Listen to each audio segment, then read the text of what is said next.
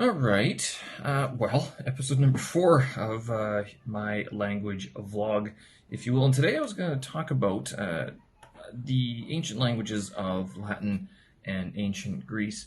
It actually came up a couple weeks ago. Some of my colleagues actually talk about it every now and then, as a lot of them grew up in Britain, and they were basically forced. It was part of the curriculum when they were growing up to study Latin, and I'm not sure if they had to study ancient Greek, but Latin for sure.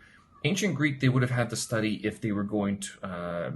It would have been an elective, I guess, but that would be because the classics themselves, which comprise the history of ancient Greece and Rome and the languages therein that they used, it'd be part of that sort of cultural and historical study.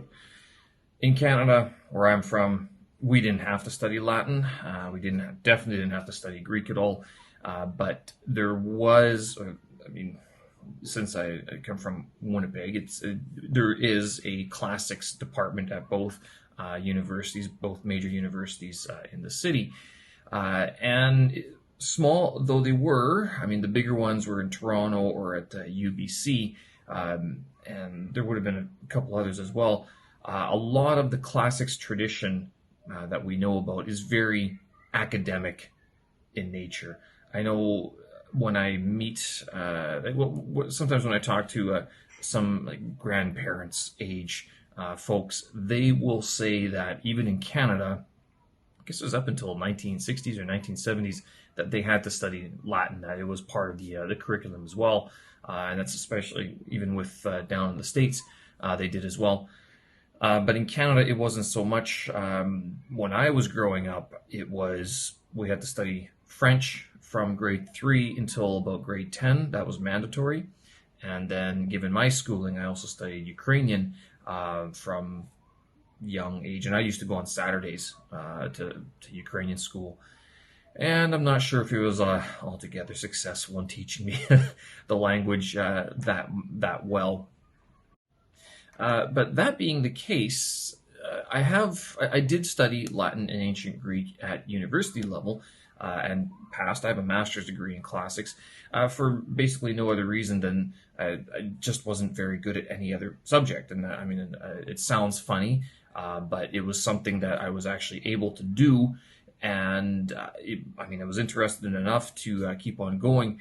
I guess what I had in mind, especially back then, was that I would be using the knowledge and the stories and the history of the classics, and then using that in storytelling, because I was also studying film and making movies back then. Very much an arts student, pretty much. That it didn't work out that way, but I do appreciate the contribution that ancient Greece and Rome had towards modern filmmaking and modern storytelling. Euripides, Aristotle's Poetics, Sophocles, then the Roman theater wasn't as good, didn't contribute as much as ancient Greek theater did, and that's because the Romans kind of were a little bit more, I guess you can call them conservative, or a little bit more. They refined it to a point where it wasn't the same cultural, didn't have the same cultural weight as ancient Greek tragedy and comedy did. You've probably heard of Aristophanes as well, probably the Frogs. That's a very famous comedy by an ancient Greek playwright, Aristophanes. Euripides' tragedies are still being remade very often. I guess also the other person who contributed to a lot of the modernization of the ancient works would have been Shakespeare himself. Shakespeare did adapt, whatever, a lot of the ancient theater productions. And so he made it contemporary for his time. And since Shakespeare has had such an influence on Western culture since then, that's where you're seeing that even in modern times, if you're studying Shakespeare or if you're studying the history of theater, you are going to go through those different stages of development and look at the playwrights from around the world and from throughout time. But I don't want to go too much on about the theater and the filmmaking aspects. That was something that kept me involved for the story aspect. But as I progressed through my studies, I picked up Latin because it was just an elective for my first year, and I got an A in it. So it was like the only class I actually got an A in. I was very surprised. But I remember about the second or third year, one of my professors said, "Well, if you're going to study Latin, you're going to have to study Greek." And this is already, I was already at advanced Latin at that point. He's like, "Well, you may as well start studying Greek as well." I was like, "Sure." So I started studying Greek. And that sort of paved the way into me studying these languages in depth at the university level.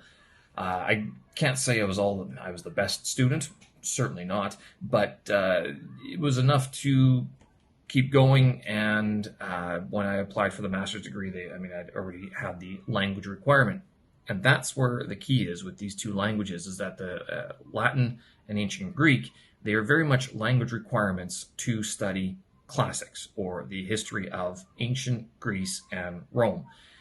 If you can't demonstrate the proficiency in these languages, then you either won't be admitted, or I'm not sure if you would. They probably would admit you anyway, but they would give you some sort of like remedial Latin or remedial ancient Greek, so that you have some sort of basic or foundational work in those languages, so that when you're working within the field of classics or history, you're not completely without a hope sort of thing in terms of understanding some of the ancient works and what people are referring to in the modern scholarly literature, this modern scholarly works. But why didn't I continue with it? One of the reasons I didn't is because at the end of my master's degree, it really was one of those questions, like, where do these languages lead? And to get into the PhD level required an extra step up. And even with my master's, I was facing quite a bit of trial and tribulation with it, I guess you could say. And I wasn't prepared to do a PhD at that level, especially with those languages.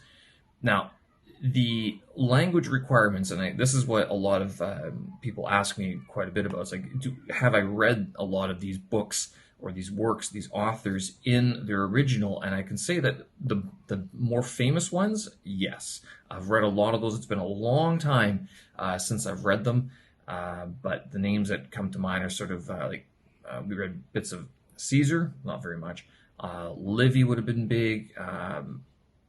Propertius, so he's a poet, the love poems, Aristophanes, Plato, some Aristotle, not too much. And there was a few others that were thrown in, Herodotus as well, and of course Virgil, who wrote the Aeneid.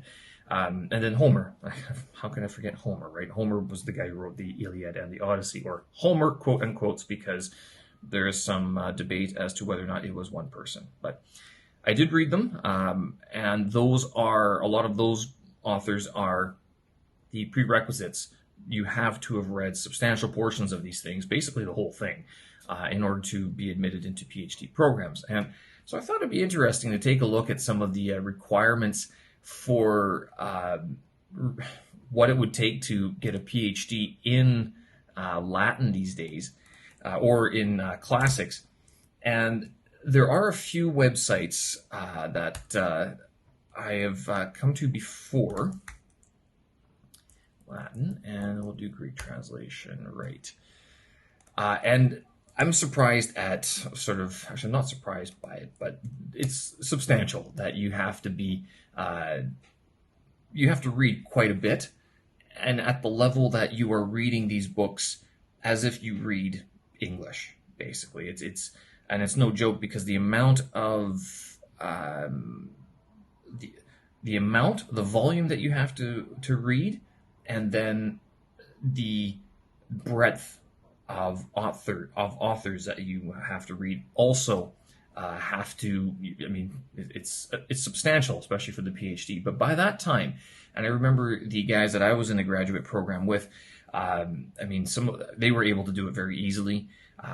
It is still a struggle. Like these languages aren't easy only because we don't use them very often, and especially at the academic level, at the university, it's made into this academic study wherein, and this is one of the things that put me off from the study of these languages was the overly academic approach to these languages. And so, taking a look, there's two places that I found that had decent reading lists that you could actually check. And today I'm trying to do screen recording as well, so I can share some of you guys can see what I'm seeing as well. And there's two places. So it's Balliol College, University of Oxford, and I sort of consider University of Oxford to be one of the bigger, I guess, offerings of of classics, because they publish, not Balliol College necessarily, but the University of Oxford, Oxford University Press, OUP. They they publish the OCTs, Oxford Classical Texts, and the OCTs are seen to be the big ones. They are the modern historical record of the text as it stands today. To put that another way, we have the originals, like inscriptions or papyrus or whatever or the copies made in the Middle Ages. Like those are sort of considered to be some of the primaries. The OCTs are meant to be not so much replacements of those, but a continuation of that lineage of copying. So if you ever read an OCT, an Oxford Classical Text in any of author, those are considered to be, something that Oxford is trying to continue with the scholarly tradition, I guess you could say, the academic tradition of those books. Let's see, University of Cambridge, classics reading list. I don't know if they'll even have it. They might not. But Oxford is the big one. Cambridge is the other one. Okay, classics from King's College, Cambridge. That would be a good one. Right, faculty of classics. So those would be okay. Yeah, so they, I guess they have to read a lot of, they also have to read a lot of modern scholarly works on these things, which some of them are very dry. I remember one of my professors commenting, scholarly literature seemed to be an oxymoron. Like, it's not very much literature.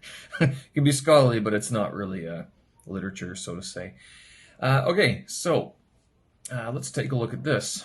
To be Balliol College, we'll start there. Classics reading list. This is, I don't know exactly what college this is, to tell you the truth, but they have this reading list available. If you haven't read, it says here, if you haven't read at some stage, acquire at least an outline knowledge of the 5th century BC in Athens and the 1st century BC in Rome. So those are the two major periods of literature production in the ancient world.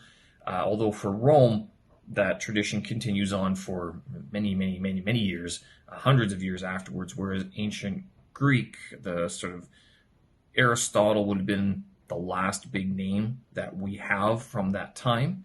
Now, in Rome, okay, so what the Romans did, because their empire was expanding so much, instead of so much them making stuff in Latin, like literature contributions, they did, but some of the heavyweights in the literature scene, they wrote in ancient Greek instead. Like Marcus Aurelius, everyone loves to quote Marcus Aurelius. He wrote in ancient Greek. He did not write in Latin. Latin version didn't come until later. It was translated into Latin because Marcus Aurelius is like, well, I'm an educated guy, so I'm going to write what educated people read, and that's ancient Greek. And that's a couple hundred years later already. So, but yeah, so here we go. Honor mentions courses IA, IB, IC. So you have to read the whole of the Iliad. That's by Homer.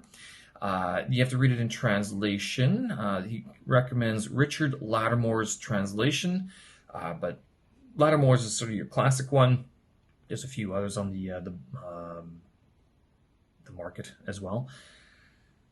For at least 4 and preferably 7 books of the Iliad in Greek before you approach or you become a PhD or a graduate. Books 1 to 9 and 16 to 24 have to be read in Greek for mods. I'm not sure what that is.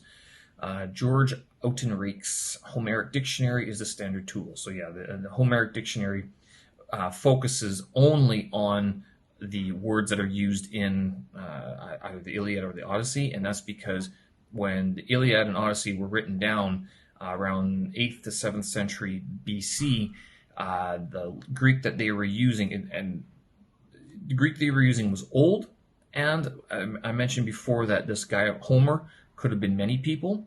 There are several different dialects that are found throughout the books, and so it's not just one. When we call it Greek, ancient Greek, it's a very basic simplification of the language that's being used in those two massive works. So you have to read the Iliad, of course. What else do you need to read? Virgil, preferably read at least 2, but preferably 3 books of Virgil's Aeneid. Books 1 to 6 and 12 have to be read in Latin. You'll be tested on your ability to translate from books 2 and 4. We recommend, if possible, you acquire the Oxford Classical Text of the Iliad, 2 volumes. Monroe and Allen, that's a famous. That one's been in publication for years, and also of Virgil, editor Minors. Other editions. Virgil OCT also contains eclogues and georgics. Those are his poems, not as famous as his Aeneid. Commentary available for Iliad and Aeneid. What else they got? Cicero, Procalio. Cicero is also very famous. I don't remember reading very much of him in Latin. I think because the faculty at my university didn't really care for him very much. So he was kind of. It was more Aeneid, like Virgil, the poets, like the Roman poets, Latin poets, I should call, and then Greek tragedies as well. Lots of Virgil and Iliad. That's all they have there. Okay, so that's Balliol College, and they talk about a few of the histories. Okay, so from the Greci to Nero, history of Rome from 133 BC to 68. That would be a very good overview or a look at how ancient Rome developed, especially from it sort of being a backwater nation of sorts until about 200 BC. They weren't very big heavy hitters, and it's when they started running in with the Greeks, because the Greeks were the big ones at that time, and same with the Persians. But then Romans slowly built up, and as they expanded, they ran into the Greeks, and there's many famous battles, like there's the Battle of Carthage, and then there was a bunch of going into from 100 BC until 44 BC. That's when you get your players like Marcus Antony and Julius Caesar as well, and then after that is Augustus or Octavio. Octavius? Augustus. You know the guy. He's the son of Julius Caesar. So that's Balliol College's reading list to get in there. Now, that one is kind of a little bit simple. So I took a look at Department of Classics, University of Colorado Boulder, because this one is pretty substantial, a lot more substantial than what the introductory to Balliol College is. And these guys have a whole list of stuff where you're going, oh, wow, that's a lot. Some of the names, Apuleius, his Metamorphoses. And you don't have to read the whole thing. There's certain portions that they mention, like books 4.28 to 6.24, book 4, paragraph or chapter 28. I guess they numbered all of the paragraphs just so they could keep track of where they were. I guess while they were in between coffees, maybe. Augustine, Confessions, that one's difficult to read. Ausonius, never read him. Caesar, Civil Wars, Gallic Wars, whichever. Catullus, he's very simple to read. Catullus is easy to read. Even if you've never read Latin, you'd pick it up and go, there's a lot of words here I seem to recognize. Cicero, he's a bit more difficult because he is speaking, his Latin is high-level Latin that was presented as speeches, and so he was trying to woo the educated elite in lawsuits and everything, and so he speaks very eloquently and very concisely, and that shows through in his books. De Oratore and Philippics, I think, are probably the big ones. In Catilinum, when he just goes to town, vitriol. He's one of these guys. Cicero was famous for saying, I'd call you a dick, but I'm not allowed to call you a dick. So instead, I'm just going to say that you're not a very nice person. It's like a backhand, because the legal proceedings, you couldn't do that. So he would never officially say it. He would say it, but he would say, I would say it, but I can't, so I won't. And that's where, so much of our modern debate techniques come from. Ennius, never read him. Horace was also very difficult to read. Jerome, never did. Juvenal, very difficult to read. Livy seems difficult, but he was a state-sponsored historian, and he's the guy who we get a lot of interesting information from about how things were prior to 133 BC, prior to him writing, which was the time of Augustus, and making sure that he had access to sources that we no longer have sources to. So for him, he's one of these heavy hitters in the histories of ancient Rome. Livius Andronicus, never read him. Lucian was difficult, didn't like him at all. Lucretius, kind of boring, to tell you the truth, but he's very famous as well. Martial, difficult. Naevius, Ovid. A lot of people would know Ovid, of course, or Ovid. They would know his Metamorphoses because he would just it was almost like he was on mushrooms. But it's just, he's putting down into writing these different myths and stuff like that, and that's all it was. Petronius Satyricon, if you've ever seen the Fellini film, you'd probably know Petronius, and you'd never be inspired to read the book, to tell you the truth, because the book or the movie doesn't really lead you to go, that seems like an interesting book to read in Latin. Not going to happen. Plautus, very easy. We read Menechmi and Amphitryo, I believe. Pliny the Younger, was he the guy who died in the blow up, the Pompeii? He was writing about how he was burning to death or something, or not to laugh, but he was writing about how the final hours of Pompeii was as Vesuvius, the eruption, and how things sort of ended up, or they were until he perished. Propertius, another love poet. He just goes on about all of his lovers and stuff like that. I don't know if you're into love poetry, then that's for you. Prudentius, nope. Quintilian, heard of him, never read it. Sallust, very easy as well. Bellum Catilina. This Catiline War is where Julius Caesar or Mark Antony or whatever they were fighting each. It was basically a civil war, and everyone was killing each other. And Catiline,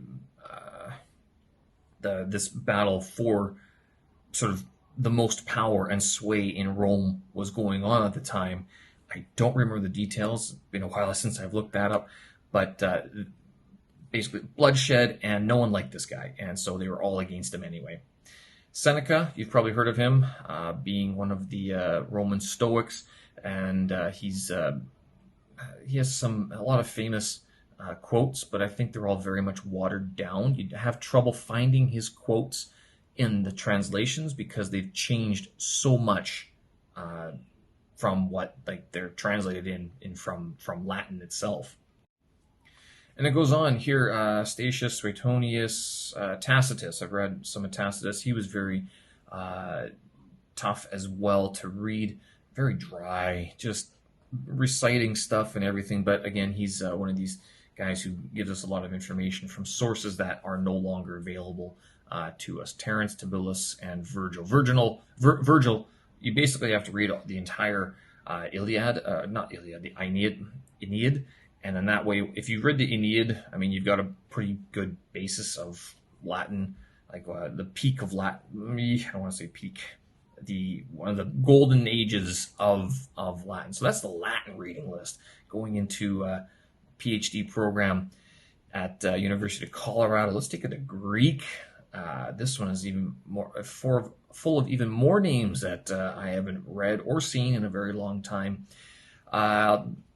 Just to make it simpler here, so Endocides, Antiphon, Aeschylus, you would have heard of. Agamemnon, he's kind of famous.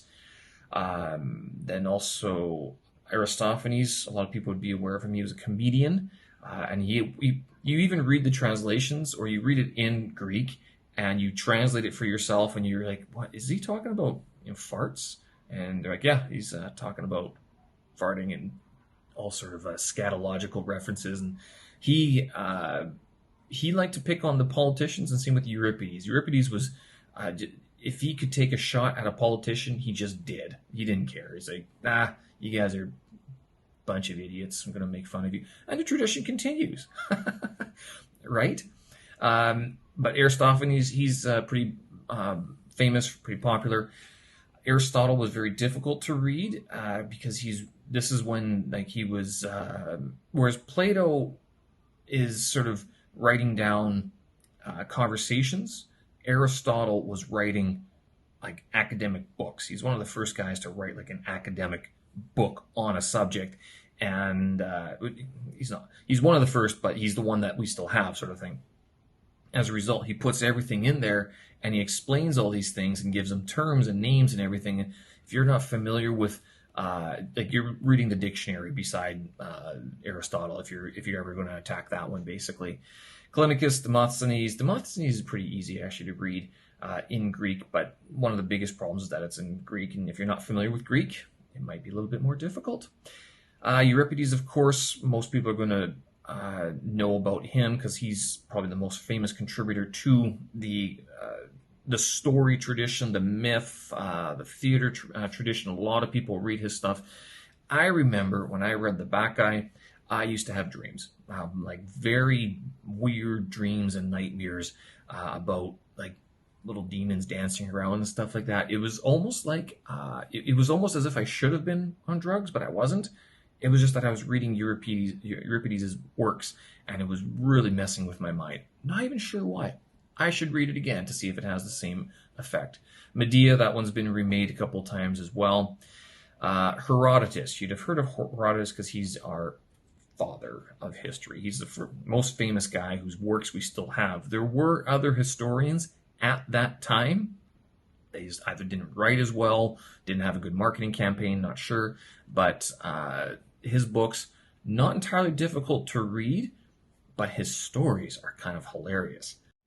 And I say they're hilarious because he's the guy who describes these animals and these different parts of the world as if, like, you're reading it going, like, I think he describes the anteater at some point, and the way he describes it, you're going, what is this? What are you talking about? Some of the traditions he talks about, especially with the Egyptians, a lot of stuff. I mean, it's being verified even now these days. A lot of it has been verified as it is, but he's a source of very fantastic ideas or stories from the past that you kind of wonder, like, did he get that one wrong? And sometimes we find out he's actually truthful, he's right, and sometimes you're kind of like, nah, he did get it wrong. I'd give you specifics, but you'd have to look up the history of Herodotus, and you'd have to read one of the commentaries on his book, because they would go into detail where he's getting it right and where he's getting it wrong as well. Hesiod, the Theogony and Works and Days, he's writing back in the time of Homer, but he's not as famous because Homer talks about heroes and Hesiod talks about the gods and how they're just Works and Days. Is that about the farming? I can't remember. Not as, let's go lift heavy things, that we're inspired. I will fight for you, my lady. None of that. Hesiod was very much not heroic poetry, poems, stories at all. So he doesn't share the same fame as Homer does. Hippocrates, yeah, maybe. Homer, of course, you'd heard of Iliad and Odyssey. Homeric hymns, those hymns are the ones that talk a lot about the different gods, like the little stories that support the bigger narrative of the myths. A lot of people contributed to them. They were made over the years. There's no one author that was responsible to them, but those are also stories that were handed down throughout time, and they weren't written down until like around Homer and then afterwards. And so that's where the myths can get really confusing because of things like that, of the Homeric hymns, where they are. It's like, but wait a minute, how can it be born from three different places? I mean, how is that possible? And so it's because the understanding of the myth, of the story throughout the ancient Greek world had a different interpretation. It changed over time as well. Socrates never. Lyric poetry was very famous, and it's very academic. A lot of people love studying it. I never really got into it. Lysias, Menander, Pindar, very difficult Greek. He's just very metaphorical, a lot of metaphors, I believe. But if you read Pindar, and if you can enjoy reading Pindar, you have a level of Greek that's ultra. You're ultra ancient Greek, basically. And then, of course, so Pindar, yeah, very, very high level, very complex metaphors and stuff like that. Plato, you could probably get into Plato very easily with some basic ancient Greek knowledge, a few courses, maybe one course and a bit of a study of the grammar and stuff like that. You could get into Plato pretty easy, actually. Plutarch, no. Polybius, Sophocles, again, Sophocles would be difficult because it's ancient. It's classic. It's just before classical Greek. And so he uses a lot of words that aren't very familiar or aren't used as often in later works. So it makes it a little bit more difficult to access in like if you're reading it in ancient Greek anyway. Theocritus, Thucydides, very famous. He's another guy we get a lot of information from about the massive war, the little dust up between Athens and Sparta in the Peloponnesian War, basically. 30 years of that, and he's very no kidding around. Here's what it is. I've told you. I mean, my sources are true, and the words that they're saying I've verified. Which I mean, yeah, I guess he could have verified them. We can't, so we got to take his word for it. And then Xenophon. Xenophon's actually not so bad to read as well. Athenae and Politeia. I'm not even sure if that's his, but it's attributed to him. A little bit easier to read as well. So those are the lot of stuff that you got to know. But by the time you're applying to a PhD program in Latin or Greek or classics, you're going to have come across a lot of this stuff anyway. And it would be not so much that you have to read these improved knowledge in them right now. It's that if you haven't covered any of this stuff, you should be looking at that and taking, spending some time reading those works as they need. You need to have them in order to have it be better prepared for the PhD itself. Moving on to University of Cambridge Faculty of Classics. So this one, I'm not sure how much we need to look at this. And one of the things about these PhD courses that they've sort of split them up quite a bit lately. So there's Greek and Latin literature, Greek and Roman philosophy, ancient history, classical art and archaeology. And there's a few different disciplines that you can get into.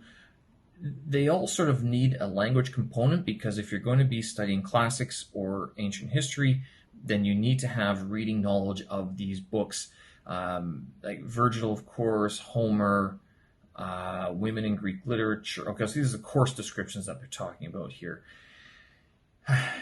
Horace, you need to read some Horace as well. And then Greek textual criticism. Oh boy, Sophocles, dramas, yes. Latin textual criticism. Greek and Latin meter, that was a big thing. Because Greek and Latin poetry were all written very specifically in specific ways that they had a certain pace to them. Like Iambic poetry, Doric poetry, and all these different Ionic. I couldn't really get it. It was very mathematical, it seemed, and not altogether interesting, to tell you the truth, at least for myself. All right, so yeah, moving on from the various authors, of all of those, if you're not interested in doing a PhD in this stuff, your big ones would be Homer, Virgil, Herodotus, Plato, Aristotle, and then pick like Euripides or someone like that, or Caesar and Livy. Like those would be your substantial ones that if you read those, but you have no specialist interest in the classics, reading those would be pretty decent, either in translation or in the actual languages themselves. In terms of how hard these languages are, I mentioned before that since they are not used day to day, it kind of contributes to a barrier in accessing these languages, especially since they are ancient. The thinking that the grammar is difficult because we don't use the same thinking style anymore either, and especially for something like ancient Greek changes a lot more than Latin does. Latin is very much more what would you call concise, whereas ancient Greek, the words will change, kind of like how Japanese would change as well in the middle of a sentence. Like the word is this word, and then if you put it in the middle of a sentence after this word or after this letter, it changes form or it changes pronunciation. And so it's not just the inflection of it, but the actual word, the way it's constructed, can change. Ancient Greek, the grammar tables are far more numerous than the Latin ones. Latin is actually relatively easy because it's laid out very well. There are very few irregular verbs in terms of conjugations. Ancient Greek, it seems like the whole language is an irregular verb or an irregular conjugation or declension. It's kind of difficult. The one thing, though, is that although these are dead languages in the sense that you don't use them on a day-to-day basis, there has always been a small niche market for spoken Latin and spoken ancient Greek. And I think one of the reasons why I didn't continue on with my studies, not just because of the job prospects, but because of the relative lack of ability to get into those sorts of areas. Now, that being said, some 20 years on, had I started my own, I could be part of this contribution of the living Latin language. Now, one of the most famous people in the sort of, what would you call it, the living language aspect of things is Father Reginald Foster. This guy, he was a friar, and he's an American guy. He passed away a couple of years ago, but he was the papal Latinist. So the Vatican is about the only country in the world that requires its documents to be in Latin. He was the guy who translated everything, if they needed to be, into Latin. And then they were archived that way. He was famous because in Rome, he had a school that he would teach anybody who was interested. He didn't charge any money. You had to pay your own room and board, but he would put on these summer camps wherein if you were interested to learn more about Latin, you could go and attend these classes for free. And he did this for like 30 years, 40 years or something like that. He published a book as well. What was it called? Ossia Latin. What was the book title? Something bones, Greek, Latin bones, something or other. He had his own radio program, The Latin Lover. That was went on for a while. I don't see the book. Oh, someone else is going to know the book. Anyway, he did write a book about how to learn Latin as well. And it was, I don't think it was so much a textbook, but it was more of an instruction help to get you on your way with learning Latin. I never saw the book. I've never read the book, so I don't really know much about it. But it doesn't seem to have taken out the place of any other of the major textbooks that are on the market right now in the classics field. But his work, his idea of continuing with the living language, and his biggest digression from the classics tradition, or what classics became, was an overly academic study of these languages and the history. He was like, I don't care. We're going to learn Latin the way it was learned back in the day. We're going to start reading and we're going to start speaking it. That's it. So he was very famous for this. And there are modern schools, Salvi, in the United States, and I think Paideia Institute is still in Rome carrying on what he used to do. They have online classes, and there's another place, what is it? Habes Nelac. Latinitas Anima Causa. So these guys, they're actually modern,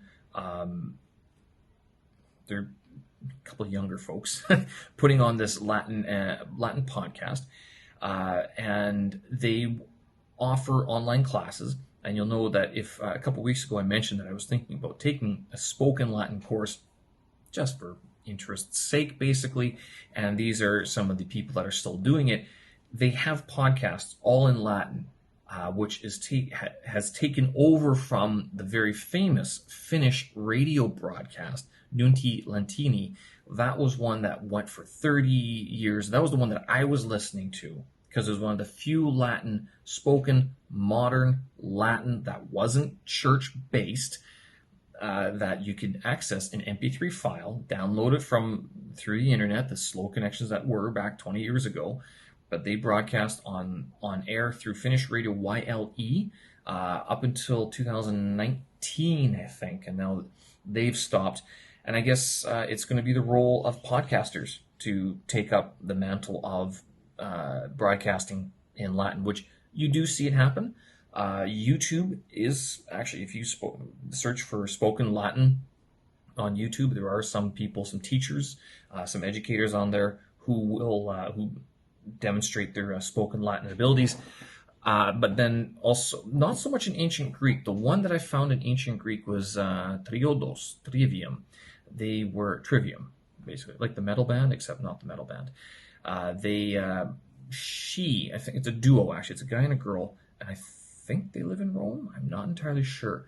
But they do ancient Greek the way that these other folks are doing Latin. So you can access non-Christian, non-religious Latin and ancient Greek modern works. If you want to listen to it, you can. If you want to study these languages in your own time, I do suggest you read some of you get yourself a decent book. Wheelock's Latin was one that I used. There used to be the Joint Association of Classical Teachers, the JACT, J-A-C-T. That was the one that I used, but I don't think they use it so much anymore. And then Athanase is the modern ancient Greek textbook of choice for a lot of people.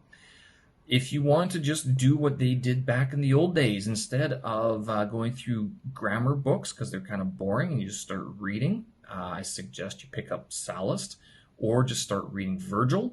Virgil would be easy enough to read.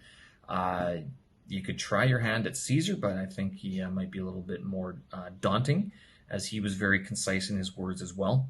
But all that being said, these languages, there's still a benefit to studying them because they do contribute so much to our languages today and the way of thinking as well, especially in the West.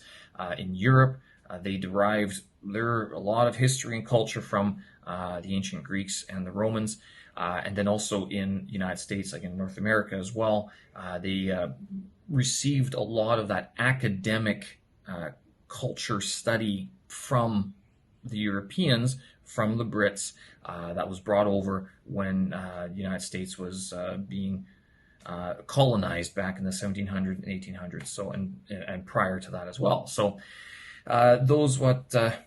it's worth to study, especially if you are kind of a book nerd, or if you like the idea of studying languages and you want to get a little bit closer to these ancient languages that still have such an influence on modern literature.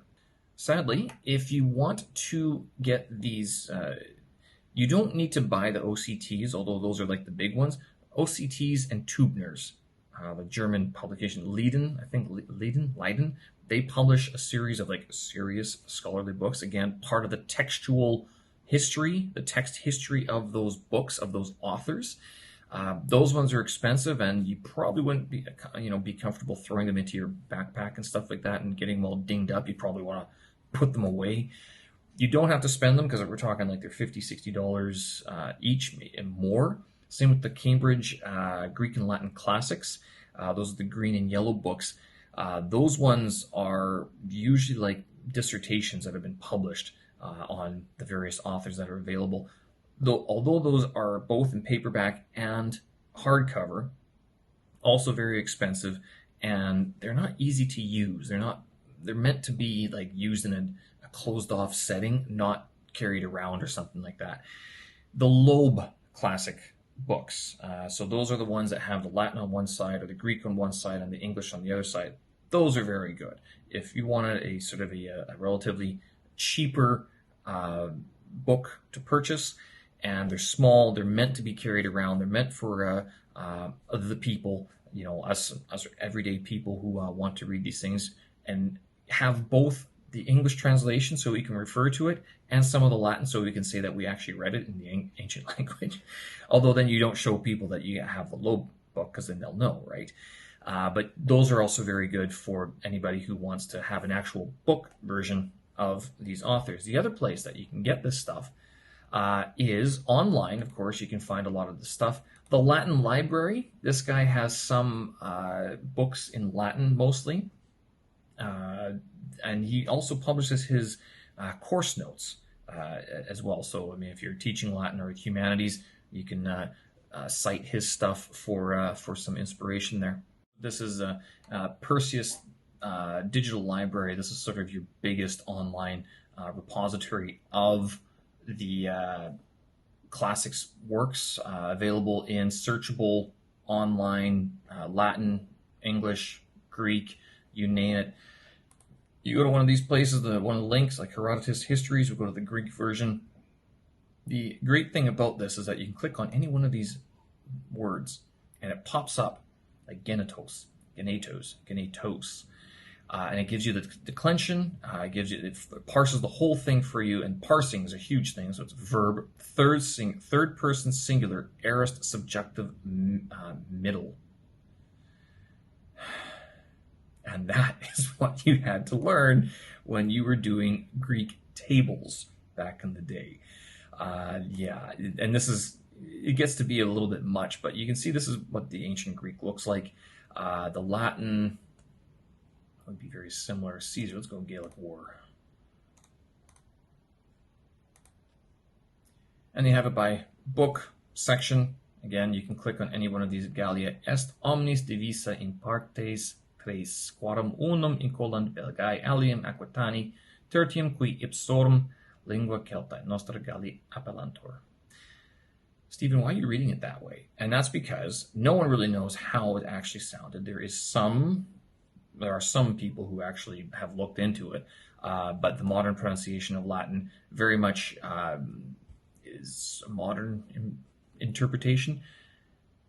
Italian and Greek, I mean, those are your basic modern examples of what these languages have turned into. So if you want to copy their sort of pronunciation, I don't think anyone's going to hold it against you.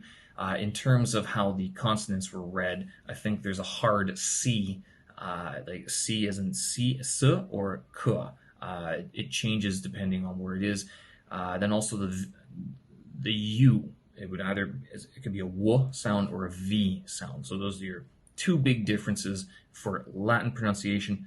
Ancient Greek, again, I refer you to the Trivium or Triodos YouTube channel, as they seem to be doing a very concerted effort to be as exact as they can in their pronunciation, which is very good to hear and to see. So The one thing about ancient Greek text, if you look at it, you're going to see that there's all these little doohickeys all over the place, the diacritical marks, and those are like your aspirants, where you breathe, hos or os. So if the comma or the diacritical mark was the other way, then it'd be os. If it's facing towards the letters, then it's a hos. It's an aspirated h sound, h sound. And then if you find it without all of these diacritical marks, people would say that it's not ancient Greek because it's a textual tradition to have all of those diacritical marks put in the text, so you can actually tell which book you are, or which word you are reading. Greek is tone based. Latin is not. If you don't have these diacritical marks, it'll be very difficult for you to figure out which word you're actually using or which word is actually meant. And that's because, again, when I said that ancient Greek seems to be all irregular, that's because the language was very complex, and it was sort of what we have of ancient Greek was much closer to when people first started writing things down, from the spoken word to the text, like to actually written down. It wasn't really considered, it wasn't as refined as it is today, basically. Other than that, yeah, so it's one of these things that, I mean, PhD reading lists are a little bit higher level than most people would probably think about going, but if you're willing to take the time to look into even basic Latin and ancient Greek, you could get the Loeb classical books, and with the English on one side and the original on the other side, and read through those. They're a fun little read, I guess you could call it, and you can, especially if you're reading Latin like Caesar or Virgil, then you'd be able to read it and see which words have been given to us in our modern languages as well. So that's very useful. Greek is a little bit more difficult because we don't use the Latin alphabet. We don't use the Greek alphabet as much as we use the Latin alphabet. So it'd be a little bit more off-putting, a little bit more difficult for people to get involved in, or at least be able to learn as much from. All right, I'm going to end it there. You might actually ask me what would get me back into classics, if possible. And one thing would be, actually, I was looking at a lot of computer graphics and 3D modeling and stuff like that, and that does seem to be, that was just starting when I left academia, when I left university, basically. So a lot of computer modeling, computer analysis of texts and of stuff, of like bones and papyrus and stones and stuff like that. So all the stuff that you find in museums, I mean, those are being modeled, they're being digitized, they are being studied from afar, and it's one of the areas that could actually provide much more, provide some continuance to the field as a whole. And certainly a lot of people, if you're studying classics, you're not just studying classics. If you had a support sort of knowledge in computer graphics or using computers more than just web surfing, you're going to go a lot further. I think you're going to have a lot more at your disposal. So that would be one thing I'd be interested in. But other than that, I'm pretty happy with where I am right now. I don't see myself returning to the classics field just yet, other than just to read Latin and Greek every now and then, just to keep brush up on the language that I have, and that would be more than enough for me. All right, folks, I'm going to leave it there. Show notes, and I'll put the video is up on YouTube. Show notes on my website, stevensersky.com. I know it was a bit of an academic discussion, but I hope that gives you some ideas of what the classic languages are, Latin and ancient Greek, and what's required to actually have an understanding of what is going on in these original texts themselves. Thanks for watching, thanks for listening, and we will talk again. Bye-bye.